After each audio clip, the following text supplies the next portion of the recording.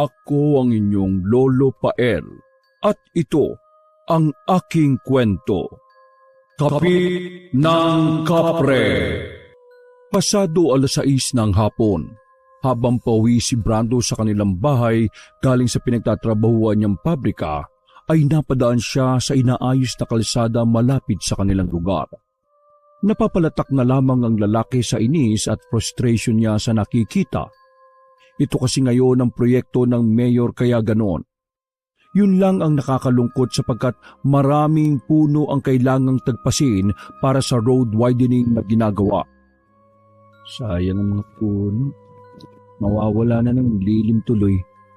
Yung mga ibon, mababawasan pa ng tirahan. Bumaba ang kurba ng labi ni Brando. Naisip niya ang nangyayari ngayon sa kanilang bansa dulot na mapanganib na global warming. Ay, ano ba magagawa ko? Patataas sila. Samantalang ako, eto, pangkaraniwang trabahador lang nila na nagbabayad ng tamang buwis para dagdag sa nakaw nila. Mga mapagsamantala. Ay, buhay nga naman oh. Pinagmasdan niya ang ilang kalalakihan na naglilipat ng mga nahati-hating parte ng ilang punong natagpas sa bahaging yon. Naingayan si Brando at kagad na tinakpan ng magkabilang tenga nang umalingaw-ngaw sa paligid ang nakakaringding tunog ng barena na bumibitak sa kalsada. Matapos noon, panibagong mataas na puno naman ang nakita niyang natumba. Nakarinig na naman siya muli ng maingay na ratatat galing naman sa chainsaw na gamit sa pagputol ng puno. Nabugaw ang mga ipong ligaw at mabilis na lumipad palayo. Nakahuma na ang lalaki sa ingay. Kinagat na lamang niya ang pang-ibabang labi sa inis. Wala naman din kasi siyang kontrol sa sitwasyon. Kapag talaga naging impyerno ang planeta nating ito, kasalanan ng mga nakatira dito eh. Pati kami mga inosente na dadamay sa inyo. Nagpuprotesta ang isip ni Brando. Napailing na lang siya bago tahakin ang daan papasok kung saan sila nakatira. Ilang minuto ng kanyang paglalakad, sa malayo pa lang ay nadidinig na ni Brando ang ingay ng mga pamilyar na boses. Kaya pasimple siyang napasilip bago lumiko pakaliwa, pero bago pa siya makalayo ay nasipat na niya si Kaloy, ang kaibigan niyang tumador. Nanlaki na lamang ang mga mata niya at napakagat muli sa labi. Hoy, Brando! Adip ka! Iskapo ka pa sa akin ha! Para nga rito, pre! Tingnan natin ang tapa mo pagdating sa inuman. Halika dito! Kaibigan ko tunay! Dito ka sa akin! Napakamot na lamang ng ulo si Brando bago mabagal na lumingon sa kaibigan. Nang makita niyang itsura ni Kaloy, medyo namumula na ang mukha nito at mga mata, senyales na may tama na ng alak. Sumisinok-sinok din ito. Napapangisi dahil may biktima na naman ito ng impluwensya ng pagiging tumador nito. Oh, nandiyan pala kayo sa kubo. Hindi ko kayo napansin dyan eh. Kanina pa ba kayo dyan? Kunwaring tanong ni Brando sa pagpapalusot niya sa wala ng katinuan na si Kaloy, dulot ng nakakalasing na inumin. Wag ako! Ang lalakas ng boses namin tapos di mo kami mapapansin. Halika na nga muna rito at mag-shot ka. Bilis! Baka kung ano pang magawa ko sa iyo eh. Bilis na! Halika na rito! Saglit lang naman ito eh. Tapos, kwentuhan lang tayo saglit. Halika na! Sige na nga. Pero sandali lang ah. Tumango naman si Kaloy habang nakangisi. Ay, paano ko ba pahihintuin ang kaibigan kong to sa pag-iinom? Sumasobra na eh. Baka mamaya magkasakit siya sa bato kapag palagi siyang ganyan. Mahirap na. Lunod lagi sa alak eh. Sana magbago na siya. Hindi ko kayang nakikita si kumpare ng ganito eh. Hoy, Brando! Anong tinutunga-tunga nga mo dyan? Sumunod ka na sa akin! Eto na nga. Susunod na po. Kung tumakbo na lang kaya ako. Hoy, atakbuhat mo ako ha? Ha? Ano? Hindi. Eto na nga eh. Ay, nako kasi naman, kainis. Bakit narinig pa? Wala nang nagawa ang morenong lalaki kundi lapitan ng lasing na niyang kaibigan. Alam niya kasi na mas lalo lang tong mangungulit ng mangungulit kapag tumanggi siya. Iba pa naman ang sipa ng alak, lalo na sa kaibigan niyang si Kaloy. Nag-i-English pa ang kumag maliban sa pangungulit. Minsan nagiging bayolente pa at nag-iiba ang ugali. Mabilis maggalit at mairita. Paglapit niya sa kubo ay inabutan kagad siya ng tagay ni Kaloy. Si Hector naman na isa rin sa kakilala ni Franco ay nag-abot ng plato na may lamang inihaw na bangus habang ang dalawang kalalakihan ay walang imik at nakatingin lang kung paano siya magtagay ng alak. Hoy, amulutan ka na kagad pare, para hindi mo malasahan yung alak. Sige, sibog na. Nang malagok na ni Brando ang alak ay kagad siyang kumurot ng inihaw na isda at nangangasim-ngasim pa ang mukhang nilunok yon. Maduwal-duwal din siya. Pumait ang mukha ng lalaki at tiniis ang tama ng alak. Akala mo naman talaga hindi nainom ng alak kung makariyak ng ganyan Ay, ikaw talaga Brando Para kang natatay dyan Tumawa naman si Hector. Kaya ka masyadong pa-virgin to no? Pero virgin pa ba, Brando? Ba na binigyan mo ng pagka-virgin mo? Sabihin mo na, hindi naman namin to sa iba lalo na sa misis mo. Pangaasar ni Hector. Babatukan sana ni Brando ang kanyang kaibigan subalit hindi na niya nagawa. Baka mag-amok bigla. Mga haloko-loko, kita nyo, wala pa akong kain Sige na, mamaya ko kayo babalikan. Uwi muna ako at baka mahuli pa ako ni misis dito. Pare-pareho tayong mayayari niyan. Yan na. Guys, narinig niyo kapag hindi yan sumipot mamaya, sigurin na mamaya yan sa bahay nila Langya, kapag talaga hindi yan pumunta, lakaw, babatuhin ko bubungan nila.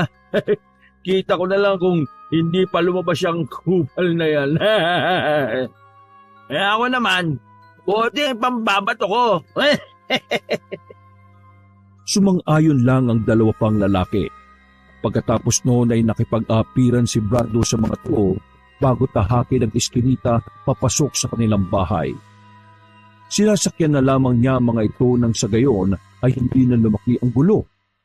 Mabuti na lang din ay nakalis siya kagad sa inuman dahil naging abala na mga yon sa usapan patungkol sa sabong. Sumibat na siya baka mapahaba lang ang kwentuhan nila at mapagalitan pa siya ng kanyang commander. Sinapo ni Brando ang kanyang tiyan. Napangiwi siya ng kumukulo yun. Loko-loko talaga tong si Kaloy pati Hector na to. Kahit kailan talaga. Sinikmura tuloy ako. Pagtayo niya sa harap ng kanilang bakuran ay napatanaw siya sa simple nilang bahay. Hindi to kalakihan pero up and down. Pamana pa kay Brando ang bahay na ito nang yumaon niyang mga magulang dahil siya pa lang naman ang may asawa sa 3 magkakapatid. Ang 2 niyang kapatid ay nasa kabilang baryo nakatira kung saan naroon ang totoong bahay nila. Matapos pagmasdan ng kabuuan ng bahay ay naglakad na siya at binuksan ng marahan ng gate.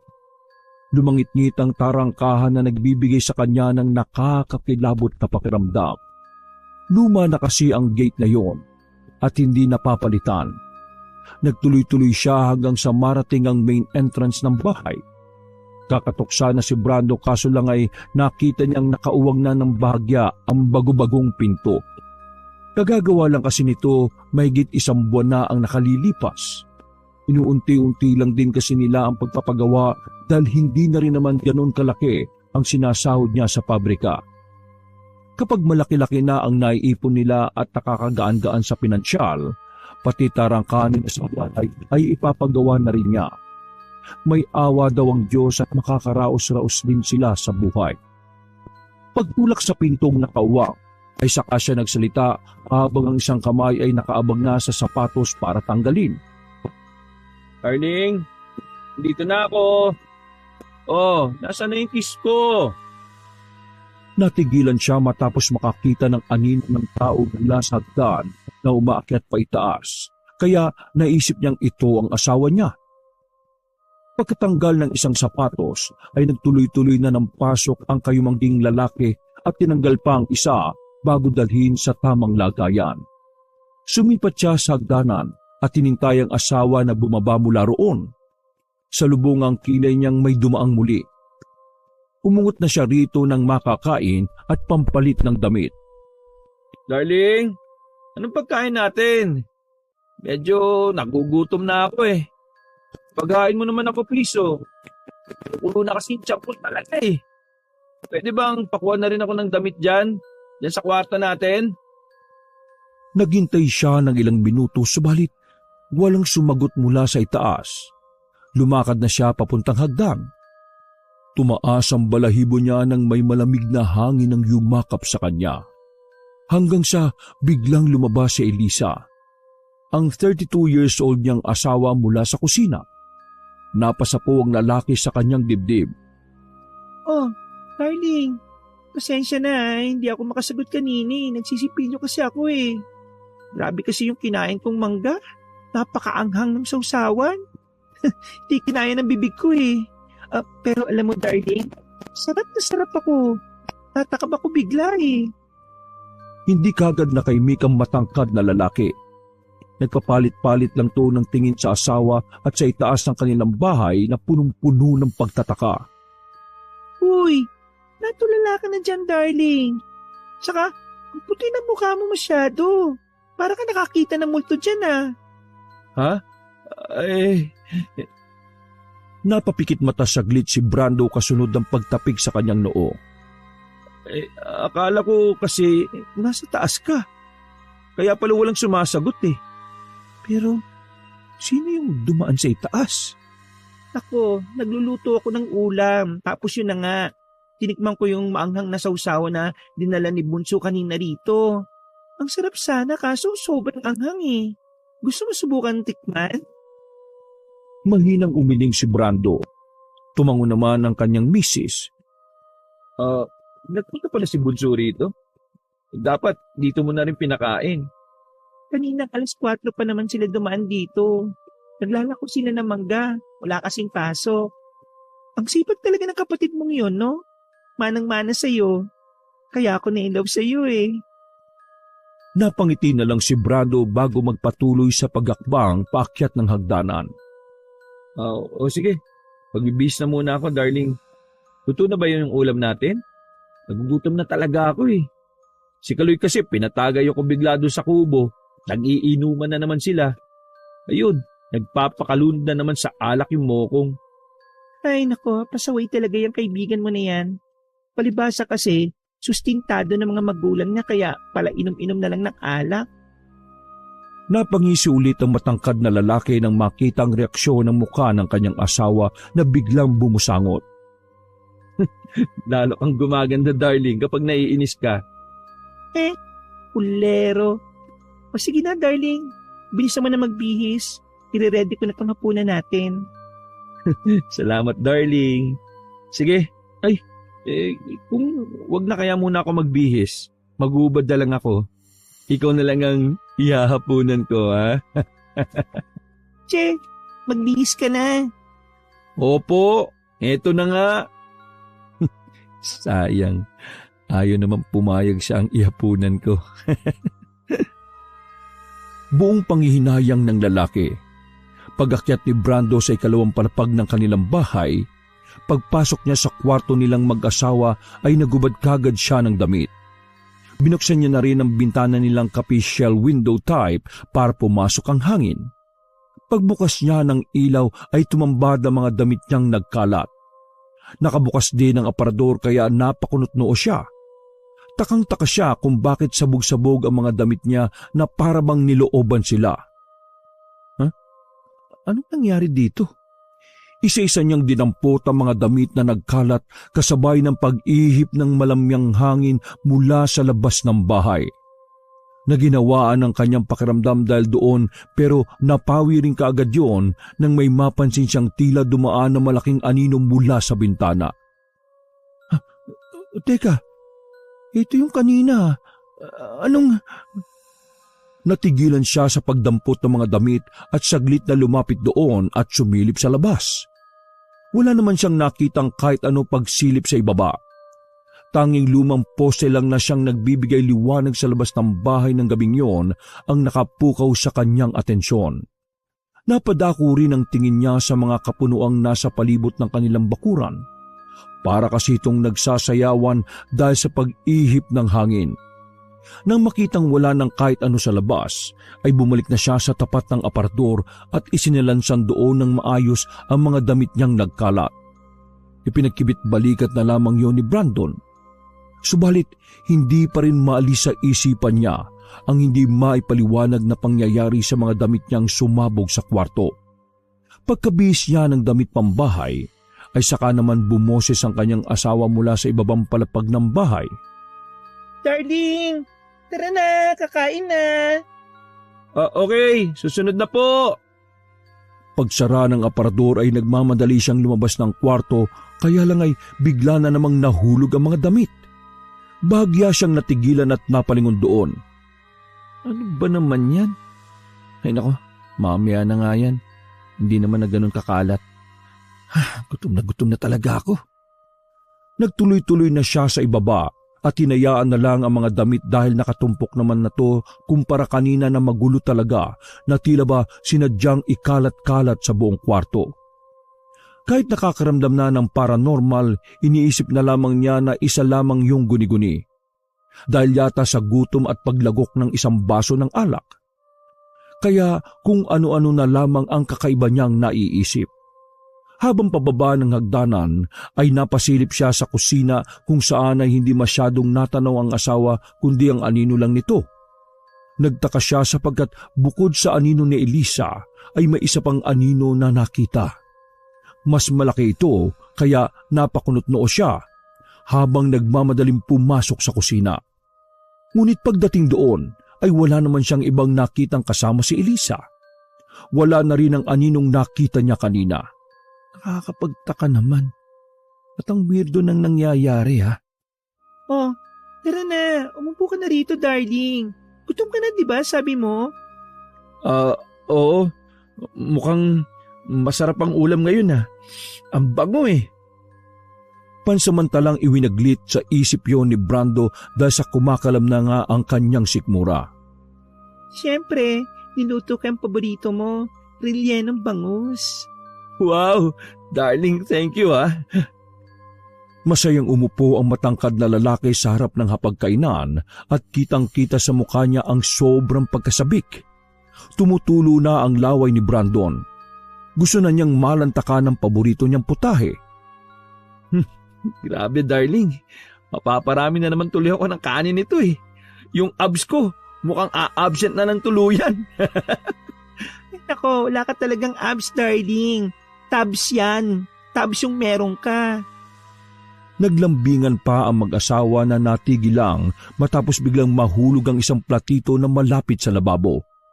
Nang tingnan nila ito sa sahig, ay basag-basag na ang nasabing platito. Pumalat sa tiles ang piraso ng babasaging platito. Doon naman nahaluan ng pagtataka ang mag-asawa. Ha? Bakit nabasag yan? Nilagay ko naman na maayos dyan yun ah. Sige na, darling. Magsando ka na lang ng pagkain mo. Ako na maglilinis ng mga bubog. Okay. Pasensya na, darling ha. Pagkatapos malinis na Brando ang mga kalat ay bumalik siya sa hapagkainan at nagsimula na ring magsandok ng pagkain. Nang matikman niya ang rellenong bangus ay talaga namang napawaw siya sa sarap ng pagkakaluto. Kaya ako talaga nagustuhan tong rellenong bangus kasi ang sarap ng pagkakaluto. Promise, ikaw lang may ganitong lasa ng relleno na natikman ko. Kapag yung luto ng iba hindi ko talaga feel kainin eh. Malasang malasa talaga to na hahanap-hanapin ko sa iyo, darling. Ay nako, ang galing mo talaga mambola, darling. Kumain ka nga muna bago magsalita, baka mabilaukan ka niyan. Hindi pa natatapos ang babae sa pagsasalita, ay nabilaukan na nga ang kanyang asawa. Mabuti na lang ay meron tong tubig sa tabi niya kaya uminom din kagad hanggang sa guminhawa ang pakiramdam. Grabe, sa sobrang sarap, nabilaukan na ako. Nagtawanan sila bago magpatuloy sa paghapunan. Naparami nga ng kain ng lalaki sapagkat talaga namang masarap ang niluto ng kanyang asawa. Pumintog ang tiyan ng dalawa. Kaya matagal din bago nila inasikaso ang mga pinaggamitan sa ibabaw ng hapagkainan. Nang matapos na sila, ay kaagad nagligpit ng pinggan si Elisa pero pinigilan siya ni Brando. Darling, ako nang bahalang maglinis dyan saka maghugas. Ituloy mo na lang yung pagliligpit doon sa mga damit sa taas. Buti naalala ko. Kasi pagkakit ko kanina, kalat-kalat yung mga damit ko ron eh. May nakapasok yatang pusa. Ha? Mga damit mo? Nakakalat sa kwarto? Oo, darling. Hindi mo namalayan?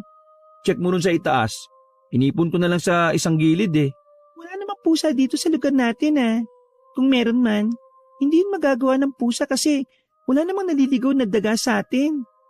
Tara, ipapakita ko sa'yo nang maniwala ka. Sabay na umakyat ang mag-asawa sa ikalawang palapag at dumiretso sa kanilang kwarto. Pagbukas ni Brando ng pinto ay ganun na lang ang gulat nito sa pagkalat-kalat na naman ng mga damit niya. Merong nasa ilalim ng kama, sa wall-mounted electric fan, sa itaas ng aparador, sa bandang bintana at sa kung saan-saan pa. Nang mapalingon siya sa kanyang may bahay, ay napaatras siya dahil nakakunot na ang noo nito. Hindi maipinta ang muka sa tindi ng pagtataka ng babae. Sa misteryosong nangyayari sa silid ng lalaki. Kung bakit maraming nakakalat na damit ng asawa kung maayos namang isinalansan nito sa kanyang aparador. Inipon ko na yan dyan sa laundry basket kanina. Tapos, nilagay ko dyan mismo sa tapat ng aparador para hindi ka na mahirapan. Pero, bakit ganyan na naman? Nakakalat na naman. Ano kaya sa tingin mo nangyayari, darling? Nek-nek mo, Brando. Hindi na muna umimik ang matangkad na lalaki. Batid niya kasing kapag binanggit na ng kanyang asawa ang pangalan niya ay siguradong galit na ito. Humalukip-kip si Elisa at matindi siyang pinaratangan. Akala mo nakakalimutan ko na? Ganyan yung ginawa mo nung nakaraang gabi nung nag-inom kayo ni Kaloy eh. Pinagkakalat mo yung mga damit mo. Ha? Teka, hindi ko talaga kinalat yan. Naabutan ko nakakalat na yan kanina. Pinagdadadampot ko nga, di ba? Sinungaling! Kaya ayaw ko talaga napapatagay ka dyan sa kasama mong Kaloy na yan eh. Nahahawa ka sa kabaliwan niya. Uy, grabe ka naman. Nakaisang tagay lang ako, darling. Ay nako, wag ako, Brando. Kilala kita kapag nalalasing. Nakakalimutan mong lahat. Sige na, magbukas ka na nga ron sa baba bago pa ako mainis lang sa'yo. Hindi na nakaangal pa si Brando. Napakamot na lang siya sa ulo habang pababa ng hagdan at napapaisip kung papaano nagkalat ang mga damit niya ng ikalawang beses. Ano yun? May multong naglalaro-laro doon? Nagalit patuloy ang asawa ko eh. Imbis makakaisa na ulit sana mamaya eh. Ay nako, pinuri-puri ko pa naman yung masarap niyang relleno para sana maka-score. Kakainis naman oh. Nang nasa ibaba na ng hagdan ay napatingin na lang siya pa itaas habang pinakikinggan ng murmur ng kanyang asawa tungkol sa mga damit na nagkalat. Pagkatapos noon ay dumiretso na siya sa kusina para maghugas ng plato. Pero laking gulat niya dahil may 2 platito na naman ang nabasag. Napakunot noo siya bago magpalinga-linga sa paligid para tingnan kung sino ang may dahilan kung bakit nabasag ang mga yon. Meron kasing 2 magkapatid na kuting ang pinakakain niya doon pero alam ni Brando na hindi naman yung pumapasok ng bahay at nangunguha ng mga tirang pagkain. Kaya hindi alam ni Elisa na may pusang pumapasok. Laking pagtataka tuloy ng babae sa sinabi niya. Inisip niya na lang tuloy baka mamikat yun ng 2 kuting na hinahandugan niya ng pagkain. Ng tokwa naman oh. Iritable niyang saad nang matagpuan na namang may nabasag na kasangkapan. Dali-dali niyang nilinis ang mga nabasag na bubog dahil baka makita pa ng kanyang asawa at madagdagan pa ang galit nito. Habang naguhugas siya ng plato dahil may maliit na bintana sa tapat ng lababo, nang humangin ay naramdaman niya kaagad ang pagdampi nito sa kanyang bala. Nangilabot siya at napalingon sa labas ng bahay kung saan nakita niya ang mga punong naroon na naggagalawan dahil sa hangin. Pagkalaon ay saka siya napalingon sa likuran matapos namang maramdamang parabang merong nakatingin sa kanya. Nung una ay inakala niyang bumaba na si Elisa. Subalit laking pagtataka niya dahil wala pa palang tao roon maliban sa kanya. Darling? Habang nagmamadaling maghugas ay nakatuon ang atensyon niya sa pintuan ng kusina kung saan naghihintay siya sa paglabas ng kanyang asawa na hindi naman pala bumaba. Hinayaan niya na lang ang pakiramdam na parang merong nakamasid. At nang matapos na ay kaagad niyang isinalansa ng mga pinggan at nilinis ng husto ang lababo bago ipunin ang mga tira-tirang pagkain para ipakain sa mga pusang nagtatambay sa likod bahay. Ming! Ming! Nasaan na kayo mga muning na pasaway? Muli sa hindi kalayuan ay naaninag niya ang mga umiilaw na mata ng magkapatid na pusa. Nagtaka siya sapagkat dati naman kapag bumubukas na ang pinto sa likod ng bahay ay naglalapitan na ang dalawang kuting. Pero ngayon ay parang naiilang at natatakot ang mga ito na halata rin sa itsura. Mga muning! Kain na dali oh! Eto na oh! Naantala siya nang biglang umihip na naman ng hangin at nang mapalingon siya sa magkapatid na pusa ay nagpulasan na to na parang takot na takot. Uy! Mga muning! Energy! Uy! Saan na kaya nagpunta yun?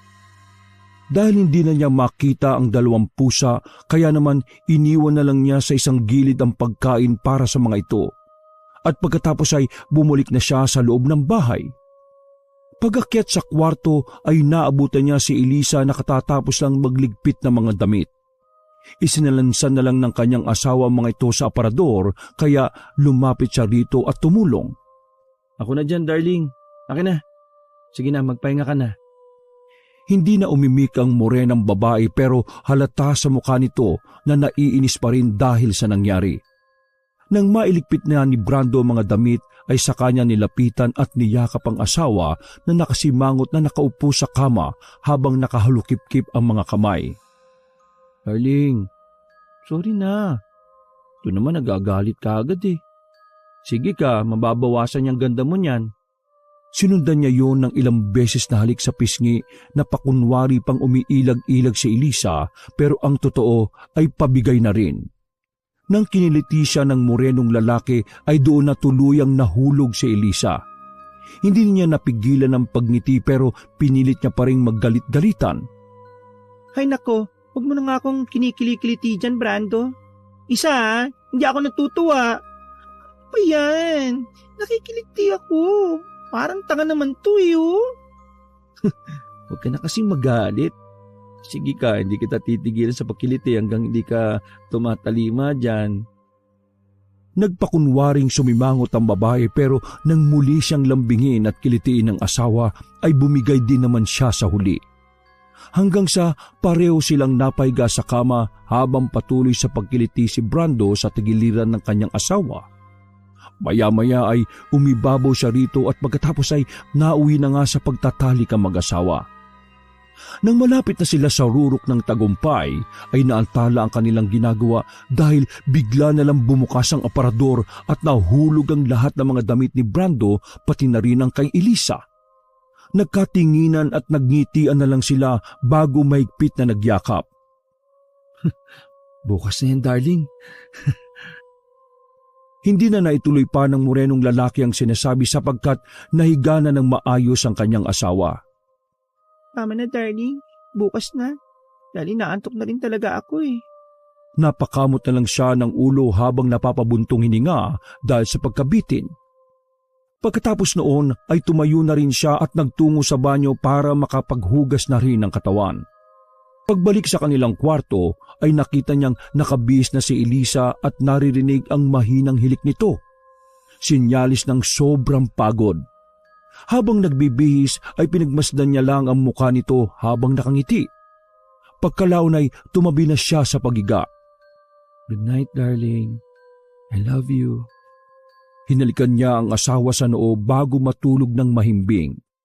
Kinabukasan, pasado 5:00 ng umaga ay napadilat si Brando sapagkat meron siyang naaninag na imahe na nakatayo sa tapat ng bintana.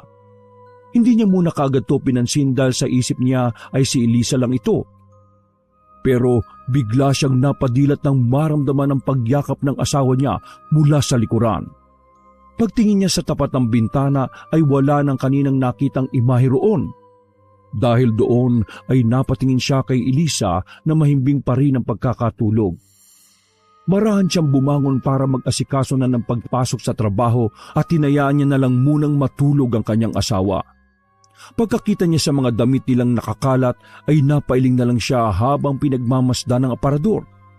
Hinawakan niya ang bukasan at makailang ulit na binukasara. Kailangan ko na itong mapalitan ha. Mukhang sira na. Pagkatapos sabihin yun, ay kinuha niya ang tuwalya na nakahanger sa likod ng pinto. At pagkatapos ay bumaba na siya sa kusina para maligo at makapag-almusal. Habang nagpapainit ng tubig, ay nagtungo muna siya saglit sa likod ng bahay para i-check ang magkapatid na kuting. Pagkakita niya sa iniwang pagkain para sa mga ito kagabi, ay ubos na yon. Kaya kahit paano ay nakahinga siya na maluwag. Buti naman at kumain yung sila Energy at si Mangga. Bumalik na siya sa loob at kaagad pumasok sa banyo para maligo. Makalipas ang ilang minuto nang matapos na, ay eksakto ring kumulo na ang mainit na tubig. Kaagad niya tong sinalin sa termos at ang natira ay inilagay niya sa tasang tinimplahan niya ng kape. Isinangag na rin niya ang baho kagabi at nagluto ng 2 itlog at daing para sa almusal nilang mag-asawa. Nang matapos na mga yon, ay umakyat siya sa itaas para magbihis na. Saka lang siya kasi kumakain kapag nakapagbihis na para dire-diretso ang pagpasok sa trabaho. Habang paakyat sa hagdan, ay napansin na naman niya na may anino sa kwarto na kung titingnan ay parabang tumatalon-talon sa kama. Sino yun? Kunot-noo siyang tumakbo papunta roon, subalit pagpasok ng kwarto ay wala na siyang naabutang kahit sino roon maliban sa kanyang asawa na parabang nasisiyahan kahit pa natutulog. Darling, wag naman dyan. Nakikiliti ako. Ano ka ba? Napakunot noon na naman siya habang pinagmamasdan ng asawa na parabang aliw na aliw sa panaginip nito. Hanggang sa hindi na siya nakatiis, ginising na niya si Elisa. Uy, darling, nananaginip ka. Tila gulat na gulat naman si Elisa pagkakita sa kanya. Oh, natulala ka na dyan. Nananaginip ako? Akala ko totoo yung nangyayari, darling. Napangiti ang morenong lalaki at saka tinanggal ang tuwalyang tumatakip sa buo niyang pagkatao. Kung gusto mo, darling, totohanin natin. Pasaway ka talaga, no? Kaagad sinunggaban ni Brando ang kanyang asawa kaya hindi na rin to umalma pa. Ilang minuto matapos nilang magsiping ay kaagad nagbihis si Brando at inakag na ang asawa niya sa ibaba para makapag-almusal. Darling, mamaya mo na iligpit yung mga damit ha. Pag uwi ko, aayusin ko yung pinto ng aparador.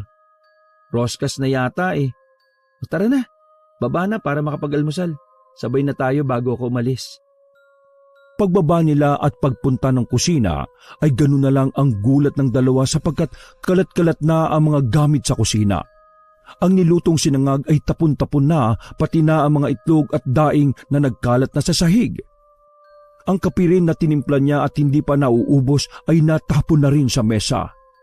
Mabuti na lang ay hindi nahulog ang tasa roon. Anong nangyari rito? Hindi ko rin alam, darling. Iniwan ko yun na maayos kanina eh. Naku naman, hindi kaya yung 2 kuting dyan sa labas? Sabi ko naman sa iyo, wag mo nang kupkupin yung mga yan eh. Hindi naman yung nakakapasok dito sa loob ng bahay eh. Ano bang malay natin, di ba? Napabuntong hininga na lang ng malalim ang matangkad na lalaki bago ligpitin ang mga kalat. Tumulong na rin si Elisa dahil alam niyang malilate na ang asawa sa trabaho. Sige na, magluluto na lang ulit ako. Makakapaghintay ka pa ba, darling? Nako, doon na lang ako sa pabrika mag-aalmusal. Baka malit na ako sa trabaho eh. Mamaya, i-check ko yung mga pusa kasi hindi ko sila nakita kagabi pa eh. Tumakbo kasi na parang takot na takot. O sige, ikaw nang bahala. Basta ayaw kong papasok yung mga yan dito sa bahay ah. Kita mo, nagnanakaw na kagad ng mga pagkain eh. Darling, hindi naman natin nakita kung sila. Baka mamaya ibang hayop pala yan. Baka mga daga o ewan. Ay nako, umalis ka na nga at pumasok ka na sa trabaho bago pa tayong magsimulang magtalo pa ulit. Napakamot ulo na lang ulit si Brando bago magpaalam sa kanyang asawa. Paglabas ng bahay ay napabulong na lang siya sa sarili habang naglalakad palayo sa kanilang bakuran. Ay nako, mga babae talaga kahit kailan no. Ang hirap ispilingin. Buhay na to. Di mo lang mahal eh. Dahil tuloy sa nangyaring yun ay hindi masyadong nakapag-concentrate si Brando sa pagtatrabaho. Medyo nag-alala siya sapagkat simula pa nung isang gabi ay meron na siyang kakaibang napapansin sa kanilang bahay. Magmula nang maputol ang mga punong nasa tabi ng kalsada para sa pagro-road widening na ginagawa ng gobyerno. Pagsapit ng hapon, pagbaba ni Brando ng jeep galing sa trabaho, ay naabutan niya na naman ng mga nagtatrabaho sa kalsada na inilalagay ang mga pinagputol-putol na puno sa isang malaking truck. Grabe talaga oh. Hindi mo lang nila naiisip na yung mga punong mahagip sa road widening ilipat na lang sa ibang lugar. Marami pa namang mga ibon na nakatambay dyan noon. Tsaka yung lilim, sayang. Ay, matapos siyang pagmasda ng mga yon, ay nagtuloy-tuloy na siya sa paglalakad hanggang marating ang bukana ng kanilang baryo. Ilang minuto ng kanyang paglalakad, sa malayo pa lang ay nadidinig na naman ni Brando ang boses ni Kaloy at ng iba pang kalalakihan. Napailing na naman tuloy siya habang natitigilan. Utik tong si Kaloy sa Hector. Mukhang napapadalas talaga yung pag-iinom nila dyan sa kubo ha. Napakamot ulo siya at pasimpleng napasilip sa nasabing kubo. Nang makumpirma na si Kaloy nga at Hector kasama ng ilang pang sabongero ang nagiinuman sa kubo, ay napangiwi siya.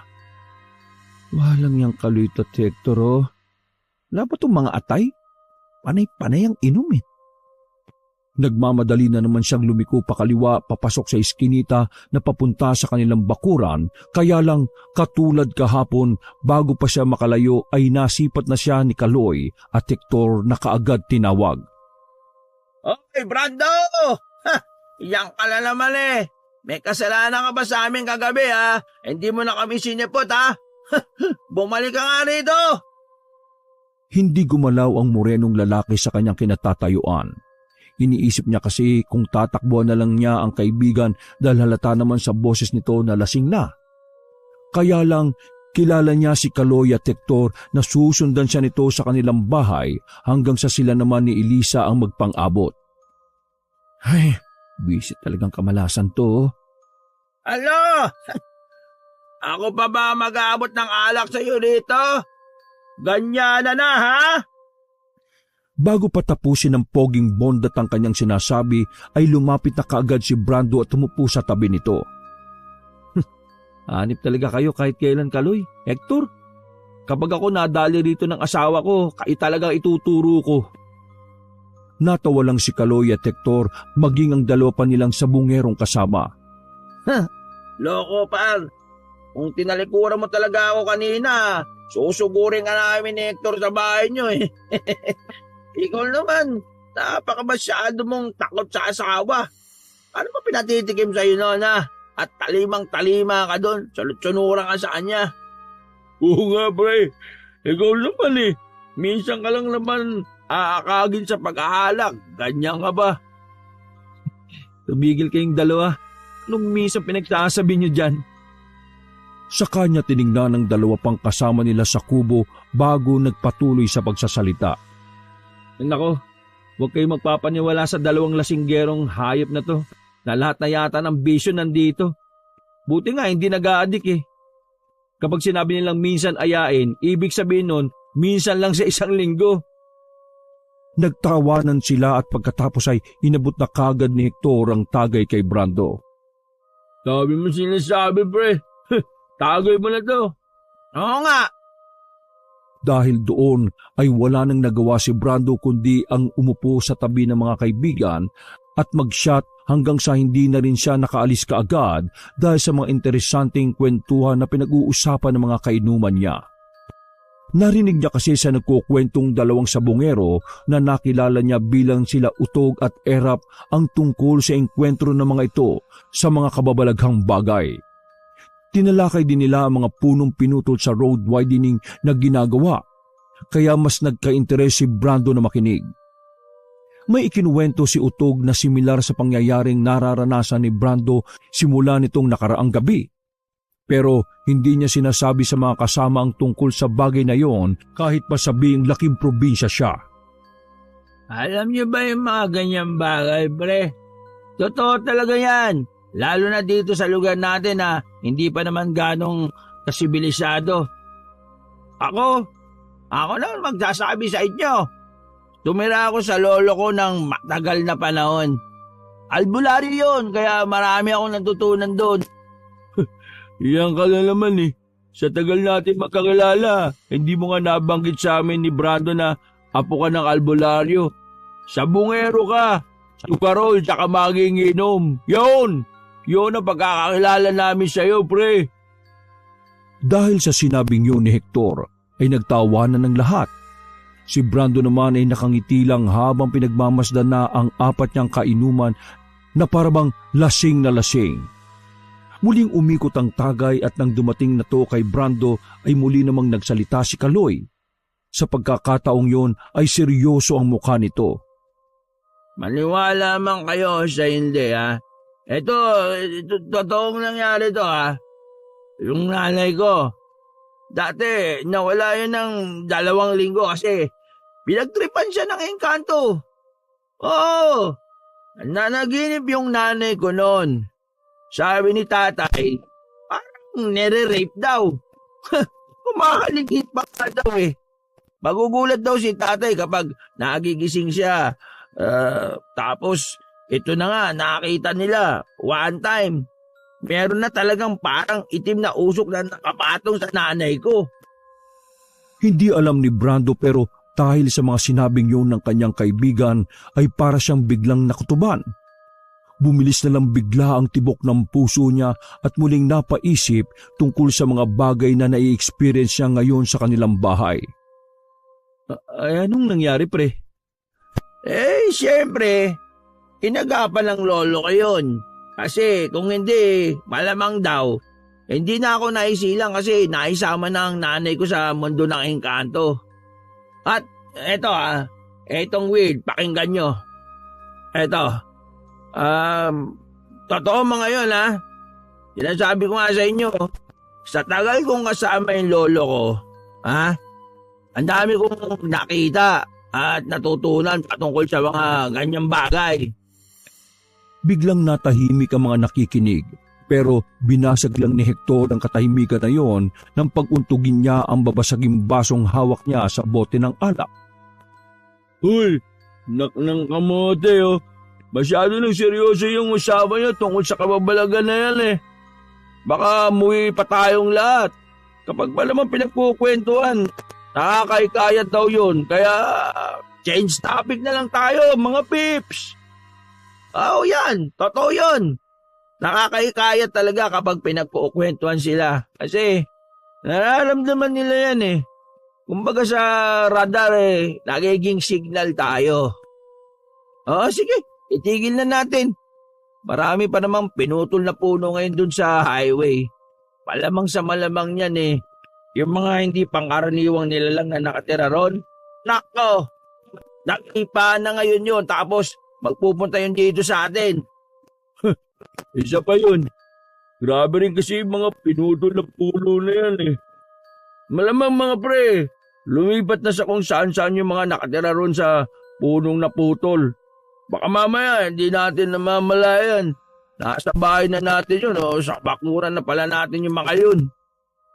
Dahil sa sinabing yon ni Kaloy at Hector, ay nangilabot si Brando. Pero hindi niya ipinahalata sa mga kasama na medyo kinakabahan na siya sa kanilang pag-uusap. Pero sa kabilang banda ng isip niya ay nagkaroon siya ng pagkakataon na malaman ang tungkol sa hindi niya may paliwanag na pangyayari nito pang mga nakalipas sa bahay nilang mag-asawa. May chance na talaga na gano'n. Paano naman malalaman kung bahay yun na pala yung pinamamahayan ng mga hindi pangkaraniwan? Mas lalo tuloy naging seryoso ang usapan dahil sa tanong niyang yon. Pagkatagay ni Kaloy ng alak ay kaagad niyang sinagot ang tanong. Alam mo pre, alam ni Hector yan ha. Kaya sa inyo na lang. Hindi naman siya pala nakakot sa inyo guys ha. Brando, Otog, at saka Elap. Ha? Sa nangyayaring road widening, sa tagal na ng mga puno dyan sa highway natin, posibleng-posible na may mga nananahan na dyan na mga something na hindi pangkaraniwan. Kaya, malaki talaga yung possibility na yung mga tinitira natin, maging bahay na ng mga yun. Lalo na kung may magugustuhan sila, ha? Kumuha muna siya ng pulutan at saka kumain bago muling magpatuloy ng pagsasalaysay. Aside naman sa tanong mo, paring Brando, kung paanong malalaman yung bahay nyo pala, pinamamahayan na. Mararamdaman mo kaagad yun eh. Halimbawa, kapag may mga bagay na hindi naman typical na nangyayari sa bahay nyo, mga gamit na wawala sa ayos ng kusa, kung may hayop kayo, natatakot yun. Tapos, mararamdaman mo na parang palagi may nakatingin sa'yo kahit wala naman ha. Dahil sa mga sinalaysay na yun ni Kaloy, ay mas lalong kinutuban si Brando na meron ngang kakaibang nangyayari sa kanilang bahay. Halos lahat kasi ng mga sinabi ng lasinggero niyang kaibigan ay tumugma sa mga hindi niya maipaliwanag na pangyayari sa loob ng kanilang bahay. Kaya habang tumatagay tuloy siya, ay pakiwari na matangkad na binata ay hindi siya nalalasing dahil panay ang takbo ng utak niya ng mga sinabi ni Kaloy. Habang nagpapatuloy ang tagay ay pasimple siyang umiskapos sapagkat lasing na rin naman na ang kanyang kainuman. Sumusuka-suka na nga ang buglat na si Hector kaya nagdesisyon na rin siyang umuwi sapagkat umiepekto na rin ang tama ng alak sa kanyang katawan. Pagdating ng matangkad na lalaki sa tapat ng kanilang bakuran, ay saglit siyang huminto dahil sa hingal. Tumakbo kasi siya para matakasan ng mga kaibigang lasing na. Putik. Naparami ang inom ko ha. Siguradong yari ako nito sa asawa ko. Natigilan siya matapos mapaharap sa kanilang bahay.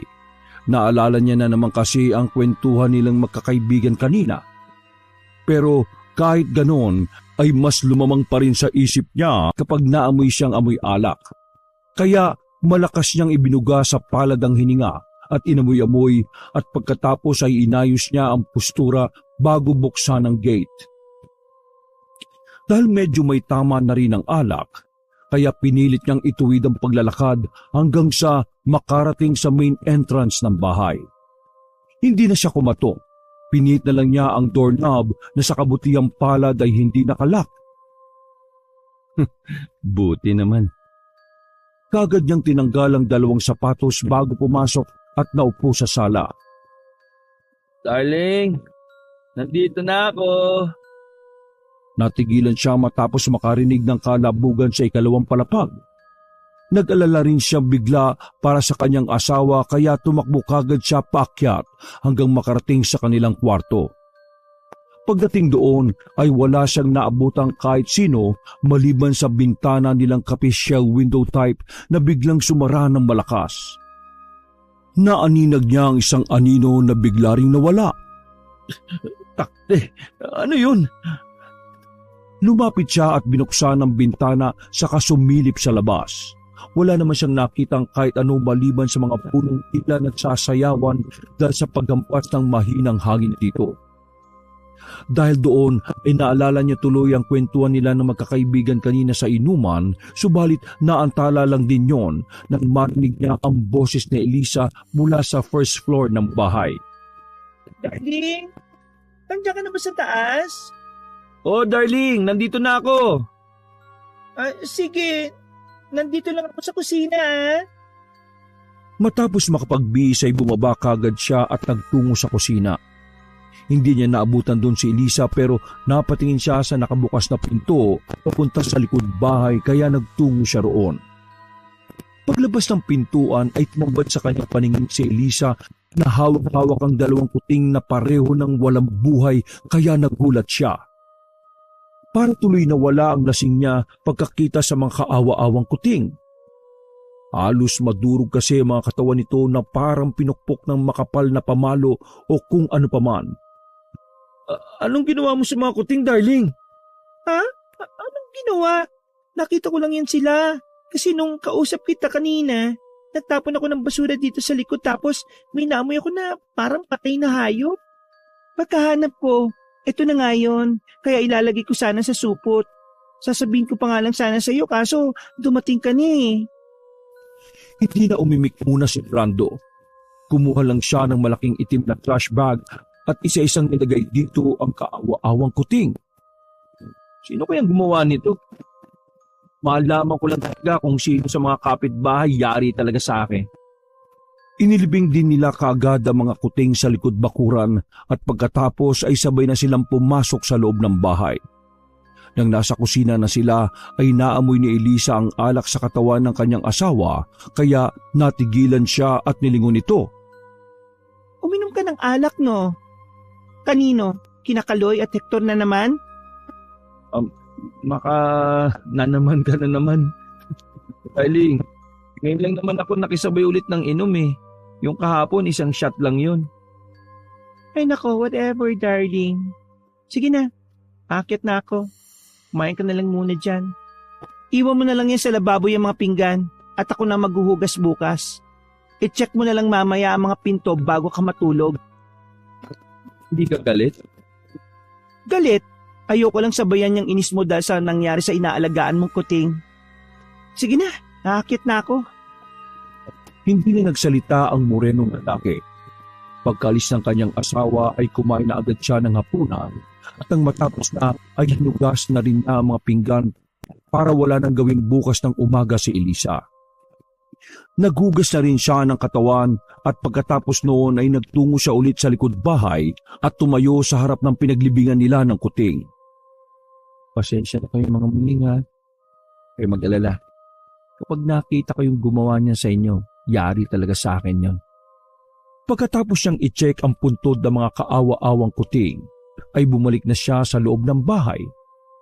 Nang isasara na niya ang pinto, ay biglang umihip ng malamya ang hangin.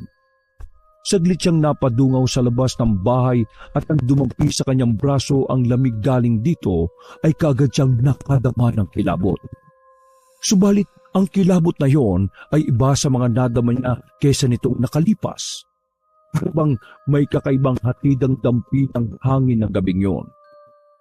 At dahil sa hindi maintindihan pakiramdam na yon, ay madalian niyang isinara ang pinto, kaya lang walang ano ay merong sumulpot na napakalaking kamay na humawak sa kanyang mga braso. Namumula yon, mabalahibo at sadyang napakalaki. Halos katumbas na ng katawan niya ang kamay na yon. Putik! Anak lang! Kumurap-kurap pa siya sa pagkaakalang dala lang yun ng kalasingan. Subalit, nang mapagtanto niyang totoo ang dambuhalang kamay na pumipigil sa pagsara niya ng pinto, ay nanlaki ng kanyang mga mata dahil sa pagkasindak. Hayop! Halimaw! Dala ng pagkataranta, ay hinayaan na lang niyang bumukas ang pinto. Napat na siya habang nakatingin sa labas, subalit sa isang kisap mata ay nawalan ang malaking kanay na mabalahibo at namumula. Ang tanging na aninag na lamang niya sa likod bahay ay ang makapal na usok na hindi niya alam kung saan nanggaling. Darling, anong sinisigaw-sigaw mo diyang halimaw, ha? Tila lang masmasan siya matapos marinig ang boses ng asawa na nakatayo na sa pintuan ng kusina habang nakapamewang na nakatanaw sa kanya. Yan ang ayaw ko sa'yo kapag nakakainom ka. Darling, tingnan mo, ang kapal ng usok sa labas oh. Sabay silang napalingon sa pinto ng likod bahay na nakabukas. Subalit sa halip na makapal na usok ang makita ay manipis na hamog lang. Napairap tuloy si Elisa dahil doon at pagkatapos ay tumalikod na ito. Eko, isara mo yung pinto dyan tapos umakit ka na dito. Sige darling. Ganun na nga ang ginawa ni Brando. Kabado niyang isinara ang pinto ng likod bahay sa kadali-daling umakyat sa ikalawang palapag at nagtungo sa kanilang silid. Kahit may tama ng alak, hindi siya kaagad dinalaw ng antok dahil sa matinding pag-iisip. Alam niya sa sarili na totoo at hindi guni-guni ang nangyari kanina. Hindi to dahilan sa kalasingan. Totoo yung nakita ko na yun. Natigilan siya matapos maalala ang kwentuhan nila kanina. Posible nga kaya na pamahayan na tong bahay namin. Saan na? Nilingon niya ang nahihimbing sa pagtulog ng si Elisa at pagkadaka ay niyakap niya ito. Dahil doon kahit papaano ay naibsa ng nararamdaman niyang pangamba. Pagpikit ng mga mata ay hindi rin niya namalaya na inanod na ang diwa niya hanggang sa makatulog siya ng mahimbing. Subalit napadilat mata rin siya kaagad matapos makadinig ng ingay na parang may nagpupukpok. Napatingin siya sa kama subalit laking pagtataka niya sapagkat wala na sa tabi niya ang kanyang may bahay. Natanong niya ito sa tapat ng damitan habang hawak-hawak ng aparatur. Masaya ito na parang merong kinakausap. Darling? Napalingon ang morenang babae at biglang sumimangot nang makita siya. Sabi mo ayusin mo itong aparador, pero wag na, kasi pinaayos ko na. Kanino darling? Ito sa kanya. Pagkasara ni Elisa ng pinto ng aparador ay tumambad sa paningin ng kanyang asawa ang isang malaking nilalang na hindi niya makita ang muka kundi ang tanging mga braso at kamay lang na namumula at mabalahibo. Katulad noon ay bigla siya nitong hinagisan ng kung ano na tumama sa kanyang mukha bago dumausos pababa sa kanyang katawan. Nang makita niya kung ano ang bagay na inihagis ng malaking nilalang na may mamula-mula at mabalahibong mga kamay, ay ganun na lang ang pagkagulantang niya. Yung kasi ang mga patay na kuting na inilibing niya sa likod bahay. Ay, hayop na yan oh! Pagbalik tingin sa kanyang asawa, ay mas lalo siyang nahintakutan. Isang makapanindig balahibong tinig kasi ang narinig niya. Ako ang pumatay sa mga alaga mo. Ngayon, ikaw naman ang isusunod ko, Brando. Para wala nang sagabal. Walang ano-ano ay lumusob palapit sa kanya ang nakakatakot na nilalang at sinunggaban siya sa muka. Darling, tulong! Napabalik ko siya ng angon habang ang kanyang asawa ay tila gulat na gulat. Bakit darling? Ayos ka lang ba? Ha? Parang nananaginip ka yata. Hindi. Anong oras na? Nagdahilan na lang si Brando at hindi na ikinuwento pa sa kanyang asawa ang tungkol sa napanaginipan niya. Subalit dahil din sa masamang panaginip na yon, ay mas lalong lumakas ang kutob ng morenong lalaki na meron na nang nananahan sa kanilang bahay. Pasado 9:00 ng umaga ay nagpaalam si Isa na aalis kasama ang pinsan nito. Pumayag si Brando at dahil walang pasok, ipinaasikaso na rin niya ang aparador kay Oscar na isang kakilalang karpintero para kapag dating ng kanyang may bahay ay matuwa ito. Pare Oscar, bibili lang ako saglit sa tindahan ha. Isasabay ko na yung yosi mo. Masayang tumango-tango si Oscar na iniwan niya sa kwarto nilang mag-asawa. Maya-maya pa pagbalik niya ng bahay, sa gate pa lang ay nakita na niya si Oscar sa main entrance kaya nagtaka siya kung bakit ito nakatayo lang doon. Oh, pare, bakit nandito ka? Tapos mo nang gawin yung pinto ng aparador? Pagkakita niya sa reaksyon ng mukha ni Brando, ay natunugan na kagad niya ang nangyari. Kitang-kita kasi ang takot dito dahil sa namumutlang mukha. Ikinuwento ni Oscar ang nangyari habang inaayos niya ang pinto ng aparador. Nung una raw ay meron siyang nakitang anino na padaan-daan. Nakarinig rin siya ng mga yabag na panikpanaog sa hagdan na inakala niya lang nung una ay si Brando. Subalit kalaunan habang inaayos niya ang aparador ay merong nag-abot sa kanya ng martilyo. Natuwa pa siya dahil akala nga niya'y dumating na si Brando. Kaya lang nang mahagip na mga mata niya ang namumula at mabalahibong braso ay nanginig kagad siya sa takot at tumakbo palabas hanggang sa maabutan na nga siya roon sa pinto ng bahay. Tiya, totoo nga yung nakita ko kagabi at hindi nagdala ng tama ng alak. Kahit hindi na natapos ni Oscar ang pag-aayos sa pinto ng aparador, ay binayaran pa rin naman siya ni Brando. Bago umalis ay nagbilin pa siya na huwag nang ipagkalat ang tungkol sa bagay na yon dahil ayaw niya mag-alala si Elisa kapag nalaman niya ito. Sumang-ayon naman si Oscar pero nagpayo to sa kanya na ipasuri ang bahay nila sa eksperto dahil baka nga napapamahayan na to ng mga hindi pangkaraniwang nilalang. Nang sumabay na si Brando sa kanyang kaibigan na umalis, sa katanghaliang tapat ay hinanap niya sina Kaloy at Hector para humingi ng tulong dito patungkol sa nangyayari sa kanilang bahay. Nakbutan niya ito pati si Hector na naghihimas-himas ng mga manok kasama nina Utog at Erap. Hoy pre, hanip ka talaga ha. Takas ka na naman kagabi ha. Kaya nga pausay talaga to si Brando sa takasan Basta tako siya, legit na magaling tumakas sa inuman. Ano, tagay na?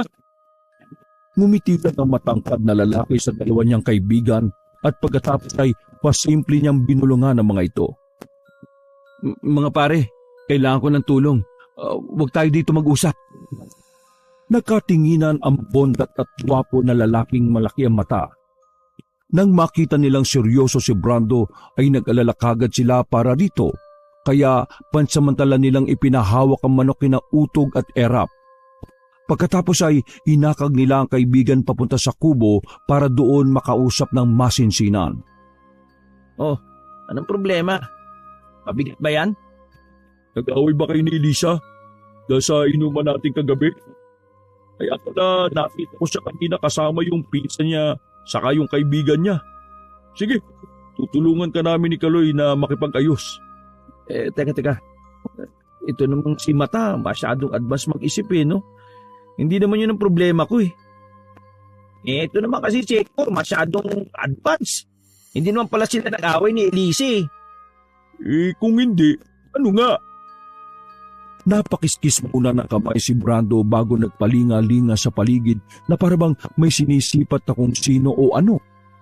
Pagkatapos ay bumuntong hininga siya ng malalim bago magwika. Medyo weird sa sabihin ko kaya sana hindi ako pagtatawanan ha. Sabihin mo na kasi. Oo nga, muna kami binibitin pre. Ito na nga. Kasi naalala niyo yung kwentuhan natin kagabi. Pagtango ng dalawa ay nagpatuloy sa pagsasalaysay ang matangkad na lalaki. Doon sa bahay namin, lahat ng mga sinabi niyo na-experience ko nitong mga nakalipas na linggo. Hindi ko lang muna na-open sa inyo kasi akala ko normal pa Pero itong mga sumunod na araw, mas tumindi na. Ha? Paano mas tumindi na? Kagabi, namatay yung mga kuting na inaalagaan ko. Tapos ako mismo, naengkwentro ko. Pagsara ko ng pinto, may malaking kamay na kulay pula tapos mabalbo na humawak sa akin.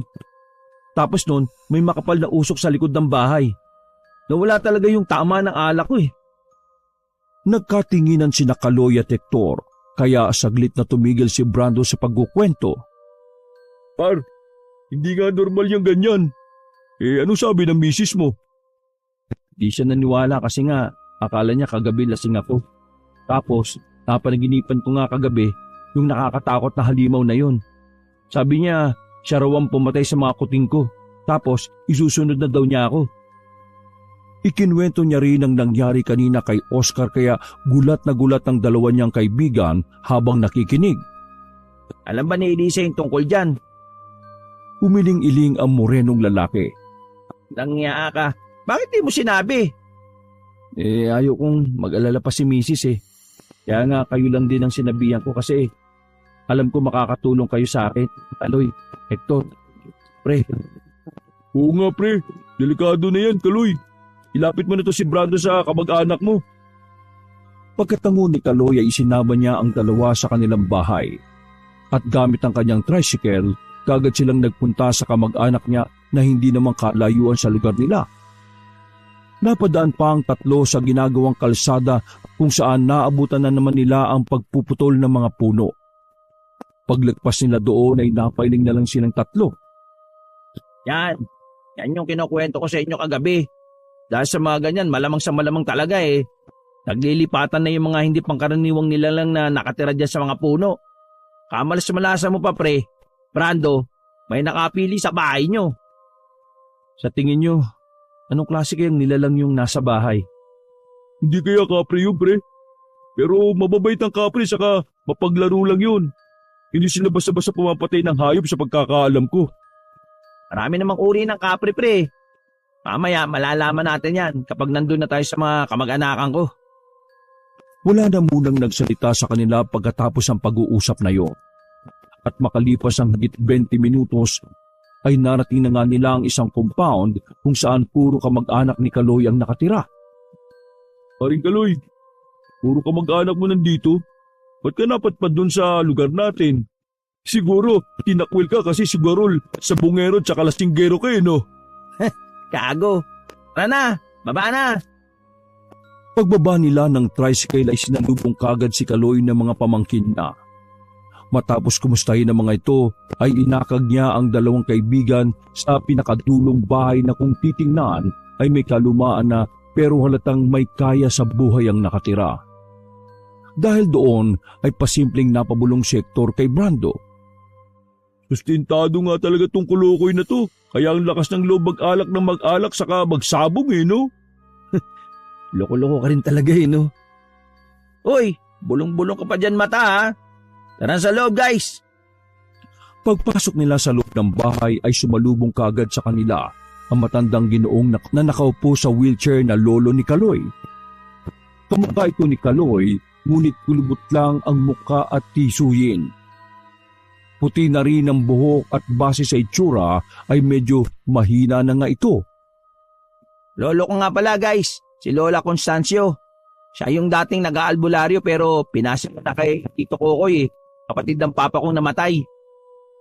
Natigilan na si Kaloy sa pagsasalita sapagkat biglang lumapit sa kanila si Lolo Constancio at tinarap si Brando bago magsalita.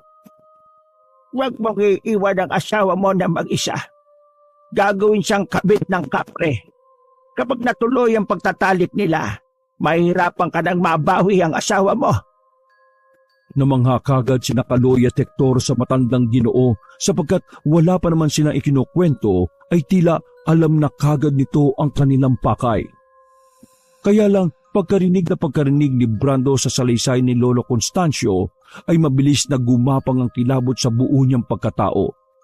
Simula sa talampakan, umakyat to sa tuhod na nagbigay ng pangangatog sa kanya. Nang dumako ang kilabot na yon sa kanyang tiyan at nagpaikot-ikot ay tila ba parang naduwal si Brando.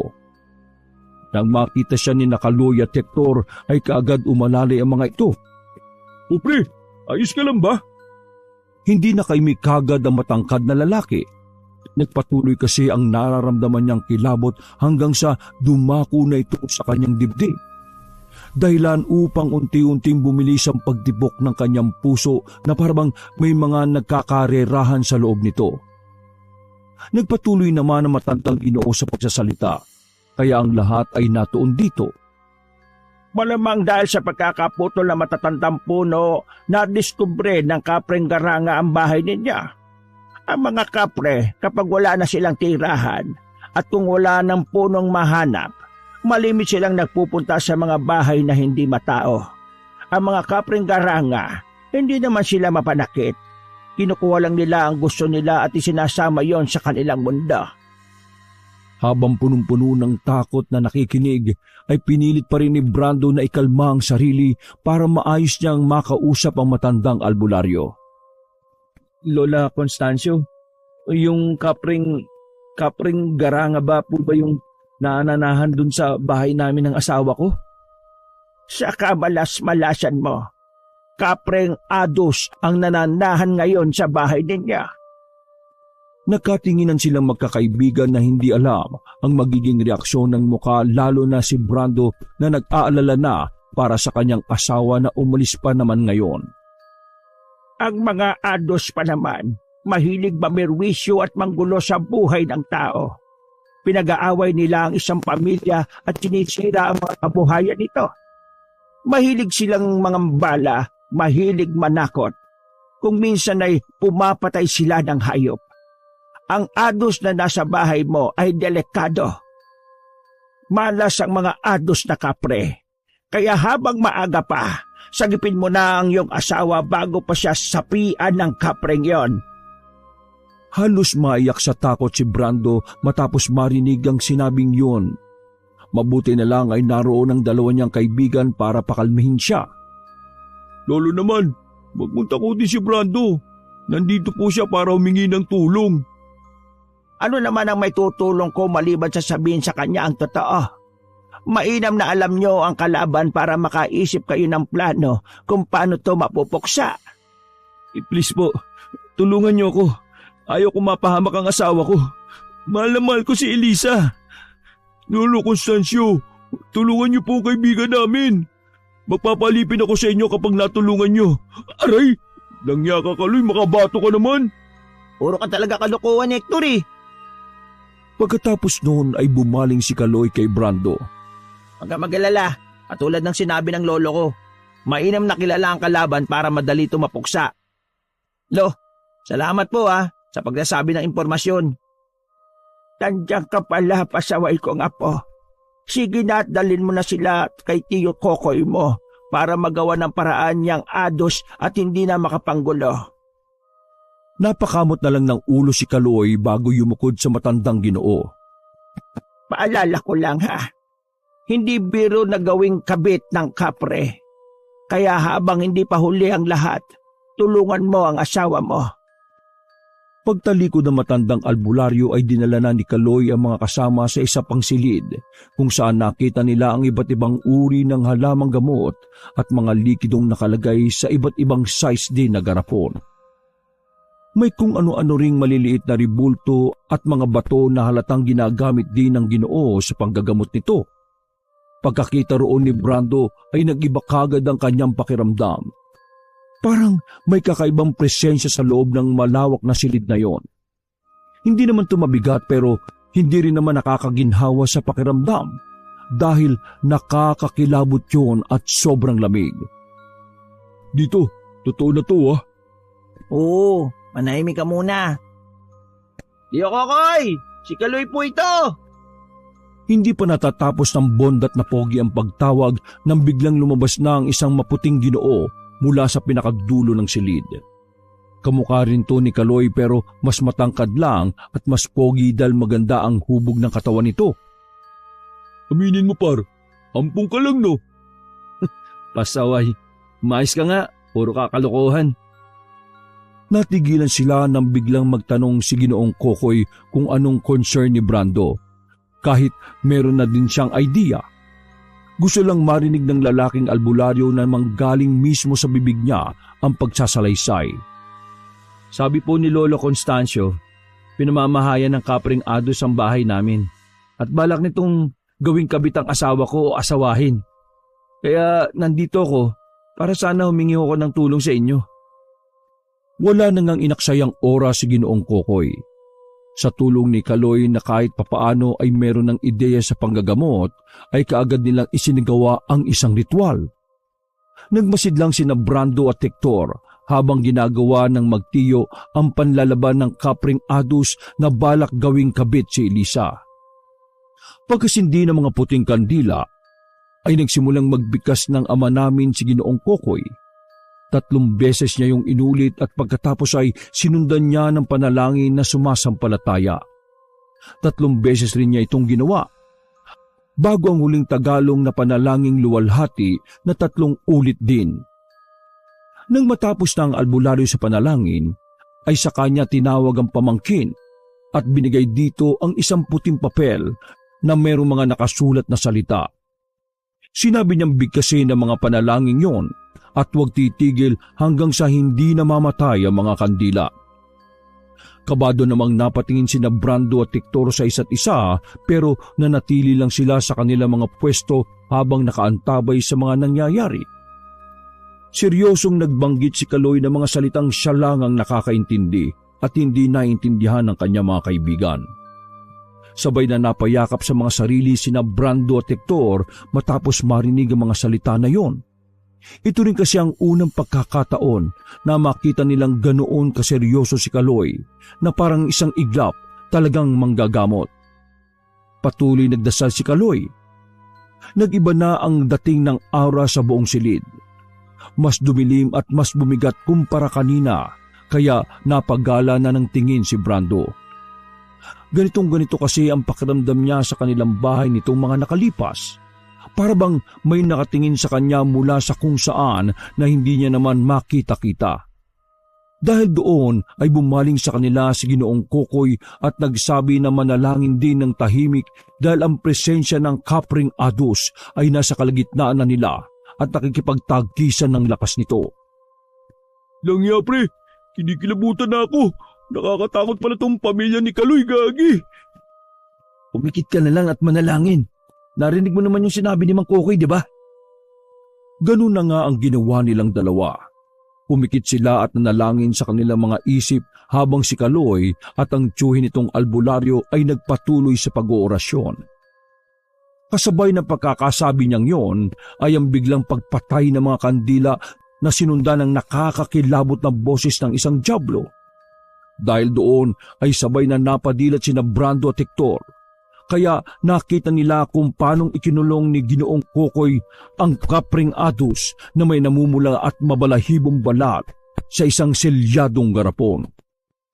Nang mawala ang nakakilabot at pinaghalo-halong tinig ng dyablo, ay kusang sumindi ang mga kandila na ikinagulat ulit ni Brando. Napayakap pa sa kanya si Hector dahil sa tindi ng takot na nararamdaman nito. Pagngiti ni Mang Kokoy kay Brando ay doon na nito nakuha ang ibig sabihin ng albularyo. Aring Brando, tapos na. Wala nang dapat ikabahala pa. Ang galing ni Tiyo Kokoy, no? Walang ya. Ikaw magaling par. Naelib kami sa iyo, promise. Pagkatapos ng tagpong yon, ay nawala na nga ang mga kakaibang nararamdaman ni Brando sa kanilang bahay. Naging maaliwalas na ulit to. Subalit pinayuhan pa rin siya ni Mang Kokoy na maging maingat. Patuloy pa rin kasi ang pagpuputol ng puno para sa pagpapalawak ng kalsada. Bilang pangontra ay nagbigay ang albularyo ng balang binalot sa pulang tela. May orasyon din kasi to kaya nakasisiguro na silang hindi na magagambala pa ng kahit anong klase ng mga hindi pangkaraniwang nilalang at iba pa silang dalawa. Nang maayos ang pagsasama ng mag-asawa na siyang biyaya na may kapal, ay nagkaroon din sila ng anak na kambal. Ang isa ay moreno na kakulay ni Brando at ang isa naman ay mamula-mula ang balat. Wakas!